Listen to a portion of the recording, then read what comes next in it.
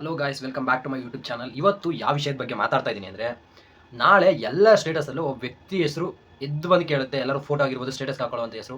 ಅವ್ರ ಹೆಸರೇ ಶುಭಾಂಶು ಶುಕ್ಲಾ ಅಂತ.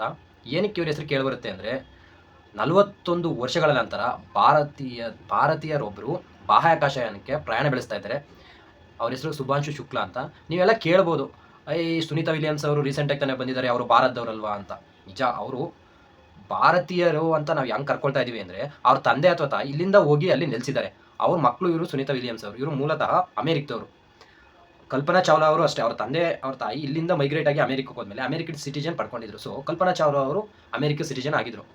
ನೀವು 1984 ಈ ಟೈಮಲ್ಲಿ ಬಂದರೆ ಇಂದಿರಾ ಗಾಂಧಿ ಗೌರ್ಮೆಂಟ್ ಇತ್ತು. ಇವಾಗ ರಾಕೇಶ್ ಶರ್ಮಾ ಅನ್ನೋರನ್ನ ಭಾರತದಿಂದ ರೆಪ್ರೆಸೆಂಟ್ ಮಾಡಿ ರಷ್ಯಾದ ಮೂಲಕ ಸುವೇಜ್ ಅನ್ನೋ ಒಂದು ರಾಕೆಟಲ್ಲಿ ಬಾಹ್ಯಾಕಾಶಕ್ಕೆ ಹೋಗಿದ್ರು. ಅದಾದ ನಂತರ 41 ವರ್ಷಗಳ ನಂತರ ಭಾರತೀಯ ಮೂಲದವರು ಅಂದರೆ ಶುಭಾಂಶು ಶುಕ್ಲಾ ಅವರು ಭಾರತದಲ್ಲೇ ಹುಟ್ಟಿದ್ದು. ಇವರು ಉತ್ತರ ಪ್ರದೇಶದ ಮೂಲದವರು. ನಂತರ ಇವರು NDA ಕ್ಲಿಯರ್ ಮಾಡಿ ಬೆಂಗಳೂರು IISc ಅಂತ ಕೇಳಿರ್ಬೋದಲ್ಲ, ಅಲ್ಲೂ ಇಂಡಿಯನ್ ಇನ್ಸ್ಟಿಟ್ಯೂಟ್ ಆಫ್ ಸೈನ್ಸ್ ಅಲ್ಲೂ ಕೂಡ ಓದಿ. ಸೊ ಭಾರತೀಯ ಮೂಲದವರು ಓದಿ ನೆಕ್ಸ್ಟು ಬಾಹ್ಯಾಕಾಶಕ್ಕೆ ಹೋಗ್ತಾ ಇದ್ದಾರೆ ಇವರು. ನಿಮಗೆ ಗೊತ್ತಿರ್ಬೋದು, ಭಾರತೀಯ ಮೂಲದವರು ಇಲ್ಲೇ ಹುಟ್ಟಿ ಇಲ್ಲೇ ಎಜುಕೇಷನ್ ಪಡ್ಕೊಂಡಿದ್ದಾರೆ. ಅದಕ್ಕೆ ಇವರು ಕಂಪ್ಲೀಟ್ ನಮ್ಮ ಭಾರತೀಯರು. ಈಗ ಸುನೀತಾ ವಿಲಿಯಮ್ಸ್ ಮತ್ತು ಕಲ್ಪನಾ ಚಾವ್ಲಾ ಅವರು ಅಮೆರಿಕಕ್ಕೆ ಸೇರಿದವರು. ಸೊ ಸಿಟಿಜನ್ ಅಲ್ಲಿಗೆ ಸೇರ್ಕೊಳ್ತಾರೆ ಅವರು. ಓಕೆನಾ? ಇವರು ಏನಕ್ಕೆ ಹೋಗ್ತಾ ಇದ್ದಾರೆ ಅಂತ ನಿಮಗೆಲ್ಲ ಗೊತ್ತಿರ್ಬೋದು ಈಗ. ಸೊ ಇವರು ಇವಾಗ ಅಲ್ಲಿ ಹೋಗ್ತಾ ಇರೋದು ಎಲ್ಲಿಗೆ ಅಂತ ಕೇಳ್ಬೋದು ನೀವು. ಭಾರತೀಯ ನೋಡಿ, ನಮ್ಮದು ಭೂಮಿ ಇದೆ. ಭೂಮಿ ಮತ್ತು ಏನು 400 ಕಿಲೋಮೀಟ್ರ್ ಮೇಲ್ಗಡೆ ಹೋದರೆ ಮೇಲ್ಗಡೆ ಏನು ಸಿಗುತ್ತೆ ಅಂದರೆ ಇಂಟರ್ನ್ಯಾಷನಲ್ ಸ್ಪೇಸ್ ಸ್ಟೇಷನ್ ಸಿಗುತ್ತೆ. ಅಲ್ಲಿ ಗಗನಯಾನ ಅಂತ ಕರೆಯೋಕ್ಕೆ ಇಷ್ಟಪಡ್ತೀವಿ. ಈ ಭೂಮಿಯಿಂದ ಅಲ್ಲಿ 400 ಮೀಟರ್ ಇದೆಯಲ್ಲ, 400 ಕಿಲೋಮೀಟರ್ ಸಾರಿ, ಅಲ್ಲಿ ನೆಲೆಸಿರುವಂಥ ಇಂಟರ್ನ್ಯಾಷನಲ್ ಸೋಲಾರ್ ಸ್ಟೇಷನಲ್ಲಿ ಅಧ್ಯಯನ ಮಾಡ್ತಾರೆ. ಭಾರತೀಯ ಬಾಹ್ಯಾಕಾಶದಲ್ಲಿ ನಾವು ಇದುವರೆಗೂ ಇಸ್ರೋ ಇದೆಯಲ್ಲ, ಇಸ್ರೋ 1969 ಆಗಸ್ಟ್ 15 ಸ್ಟಾರ್ಟ್ ಆಗಿದ್ದು. 1975 ಆರ್ಯಭಟನ ಫಸ್ಟ್ ಟೈಮ್ ಹಾರಾಟ ಮಾಡಿಸಿದ್ವಿ ರಾಕೆಟಲ್ಲಿ. ನಮ್ಮ ಇಂಡಿಯಾದವರು 2008 ಚಂದ್ರಯಾನ 1 ಆಗಿರ್ಬೋದು, 19 ಚಂದ್ರಯಾನ 2 ಆಗಿದೆ, 2023 ಚಂದ್ರಯಾನ 3 ಆಗಿದೆ. ಚಂದ್ರಯಾನ 1 ಮತ್ತು ಚಂದ್ರಯಾನ 3 ಸಕ್ಸಸ್ಫುಲ್ ಆಗಿದೆ. 2013 ಮಂಗಳಯಾನ ಕೂಡ ಸಕ್ಸಸ್ ಆಗಿದೆ.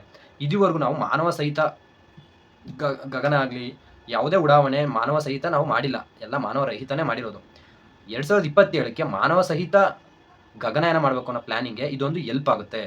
ಸೊ ಇವಾಗ ಇವರು ಏನು ನಾಳೆ ಹೋಗ್ತಾ ಇದ್ದಾರೆ, ಶುಭಾಂಶು ಶುಕ್ಲಾ ಮತ್ತು ಹಂಗೇರಿ ಮೂಲದವರು ಒಬ್ಬರಿದ್ದಾರೆ, ಮತ್ತು ಪೋಲೆಂಡ್ನವರು ಒಬ್ಬರಿದ್ದಾರೆ, ಮತ್ತು ಅಮೆರಿಕದೊಂದು ಒಬ್ಬರಿದ್ದಾರೆ. ಒಟ್ಟು 4 ಜನ ನಾಸಾದ ನೇತೃತ್ವದಲ್ಲಿ ಎಲಾನ್ ಮಸ್ಕ್ ಅವ್ರದ್ದು ಏನು ಸ್ಪೇಸ್ ಎಕ್ಸ್ ರಾಕೆಟ್ ಇದೆ ಅದರಿಂದ ಉಡಾವಣೆಗೊಂಡು ಇವ್ರು ಹೋಗ್ತಾ ಇದ್ದಾರೆ. ಇವ್ರು ಹೋಗಿ ಅಲ್ಲಿ ಟ್ರಾವೆಲ್ ಆಗೋದಕ್ಕೆ ಏನಿಲ್ಲ ಅಂದರೆ 28 ಗಂಟೆಗಳ ಟೈಮ್ ಹಿಡಿಯುತ್ತೆ. ಇವತ್ತು ಹೋಗಬೇಕಾಗಿತ್ತು ಮಂಗಳವಾರ 5:30 ಇವತ್ತು ಉಡಾವಣೆ ಆಗಿದ್ರೆ ಆಲ್ಮೋಸ್ಟ್ ಪೋಸ್ಟರ್ಲೆಲ್ಲ ಆಗಿ ಅವ್ರ ಸ್ಟೇಟಸ್ ಹಂಚ್ಕೊಳ್ಳೋದಾಗಿರ್ಬೋದು, ಅದಲ್ಲೆಲ್ಲ ಜಾಸ್ತಿ ಗೊತ್ತಾಗಿರೋದು. ಸೊ ಅದು ಇನ್ನೂ ಡಿಲೇ ಆಗಿರೋದಕ್ಕೆ ತುಂಬ ಜನಕ್ಕೆ ಇನ್ನೂ ಗೊತ್ತಿಲ್ಲ. ಸೊ ನಾಳೆ ಅಫಿಷಿಯಲಾಗಿ ಅನೌನ್ಸ್ ಮಾಡಿದ್ದಾರೆ. ವೆದರ್ ಪ್ಯಾಟರ್ನಿಂದ ಮುಂದೆ ಅದು ಶಿಫ್ಟ್ ಆಗಿರೋದ್ರಿಂದ ನಾಳೆ ಹೋಗ್ತಾ ಇದ್ದಾರೆ. ಬುಧವಾರ 2025 ಬುಧವಾರ ಅಂದರೆ ನಾಳೆ ಡೇಟಲ್ಲಿ ಅವರು ಹೋಗ್ತಾ ಇದ್ದಾರೆ. ಸೊ ಯಾವುದೇ ರೀತಿ ತೊಂದರೆ ಇಲ್ಲದೆ ಅವರು ಶುಭಾಂಶು ಶುಕ್ಲಾ ಅವರು ಎಲ್ಲ ಅಧ್ಯಯನ ಮುಗಿಸ್ಕೊಬಲ್ಲಿ. ಇವರು ಎಷ್ಟು ದಿನ ಅಲ್ಲಿ ತಂಗ್ತಾ ಇದ್ದಾರೆ ಅಂದರೆ 14 ದಿನ ತಂಗ್ತಾ ಇದ್ದಾರೆ. ನಿಮಗೆ ಗೊತ್ತು, ಸುನೀತಾ ವಿಲಿಯಮ್ಸ್ ಅವರು ಹೋಗಿ ಜಸ್ಟ್ 1 ವಾರ ಇರೋದಕ್ಕೆ ಹೋಗಿ 10 ತಿಂಗಳ ಕಾಲ ಅಲ್ಲಿ ಇರಬೇಕಾಯ್ತು ಬಂತು. ಇವ್ರ ಪರಿಸ್ಥಿತಿ ಯಾವ ಥರ, ಯಾವುದೇ ರೀತಿ ತೊಂದರೆ ಇಲ್ಲದೆ ಹೋಗಿ ಅಧ್ಯಯನ ಮಾಡ್ಕೊಬರಲಿ. 2027ಕ್ಕೆ ನಮ್ಮ ಭಾರತದಿಂದ ಹೋಗುವಂಥ ಗಗನಯಾನಿಗಳಿಗೆ ಹೆಲ್ಪ್ ಆಗುತ್ತೆ. ನೆಕ್ಸ್ಟ್ 2035ಕ್ಕೆ ನಾವು ಗಗನಯಾನ ಮಾನವ ಸಹಿತ ಗಗನಯಾನ ಮಾಡೋದಕ್ಕೆ ಪ್ಲ್ಯಾನ್ ಮಾಡ್ತಾ ಇದ್ದೀವಿ. ನೆಕ್ಸ್ಟು 2040ಕ್ಕೆ ಚಂದ್ರನಲ್ಲಿ ಮಾನವನ ಹೆಜ್ಜೆ ಹಾಕ್ಸೋಕ್ಕೆ, ಭಾರತದಿಂದ ಚಂದ್ರನಲ್ಲಿಗೆ ಹೆಜ್ಜೆ ಹಾಕ್ಸೋಕ್ಕೆ ಪ್ಲ್ಯಾನಿಂಗ್ ನಡೀತಾ ಇದೆ. ಸೊ ಈ ಒಂದು ಪ್ಲ್ಯಾನಿಂಗ್ ಏನಿದೆ ಅದು ಚೆನ್ನಾಗಿದೆ. ಸೊ 4 ಜನ ಹೋಗ್ತಾ ಇದ್ದಾರೆ.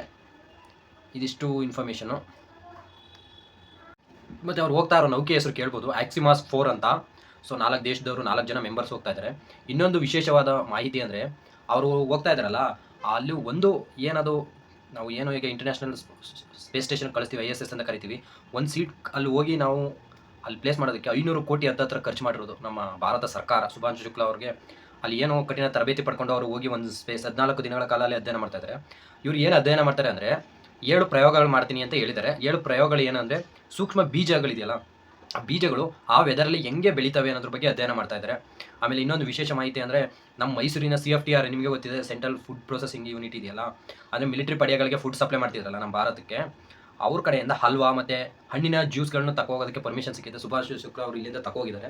ಅಲ್ಲಿ ಇವ್ರು 4 ಜನ ಹೋಗ್ತಾ ಇದ್ದಾರೆ, ಅವ್ರ ಜೊತೆ ಶೇರ್ ಮಾಡ್ಕೊ ತಿಂತಾರೆ ಅಂತಾರೆ. ಒಂಥರ ಖುಷಿ ವಿಚಾರ. ನಮ್ಮ ಮೈಸೂರಿಂದ ತಗೋ ಹೋಗ್ತಾ ಇದ್ದಾರೆ. ಮತ್ತು 500 ಕೋಟಿ ಖರ್ಚಾಗ್ತಾ ಇದೆ ಅಂತ ಗೊತ್ತಾಗ್ತಾ ಇದೆ. ಸೊ 14 ದಿನಗಳ ಇದಕ್ಕೆ ಅಲ್ಲಿ ಪ್ರವಾಸ ಅಲ್ಲಿದ್ದು ಅದ್ರ ಬಗ್ಗೆ ಎಲ್ಲ ಸ್ಟಡಿ ಮಾಡೋದಕ್ಕೆ ಇವ್ರು ತುಂಬ ದಿನದ್ದು ಅದಕ್ಕೆ ಬೇಕಾಗಿರೋ ಪ್ರಿಪ್ರೇಷನ್ ಮಾಡ್ಕೋಬೇಕಾಗಿರುತ್ತೆ. ಅದನ್ನು ಪ್ರಿಪ್ರೇಷನ್ ಎಲ್ಲ ಮಾಡಾಗಿದೆ ಆಲ್ರೆಡಿ.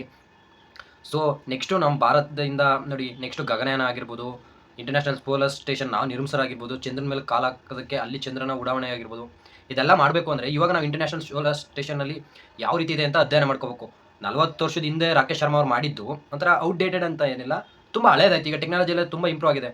ನಾಸಾ ಕೂಡ ತುಂಬ ಡೆವಲಪ್ ಆಗ್ತಾ ಇದೆ, ರಷ್ಯಾನು ಡೆವಲಪ್ ಆಗ್ತಾ ಇದ್ದಾರೆ, ಚೀನಾ ತನ್ನದೇ ಆದ ಸ್ವಂತ ಇಂಟರ್ನ್ಯಾಷನಲ್ ಸೋಲಾರ್ ಸ್ಟೇಷನ್ನ ನಿರ್ಮಿಸ್ಕೊಳ್ತಾ ಇದೆ.